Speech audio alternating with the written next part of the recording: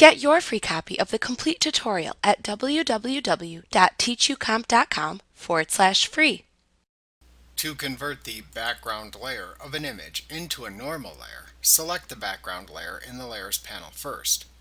Then select Layer, New, Layer from Background from the menu bar to open the New Layer dialog box. Use the dialog box to name the layer and set any additional layer options for it, just as you would when creating a new blank layer. Then click the OK button. Conversely, to convert a normal layer into a background layer, select the layer to set as the background layer in the Layers panel.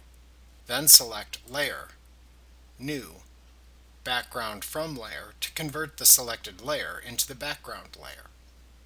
Like what you see? Pick up your free copy of the complete tutorial at www.teachucomp.com/free.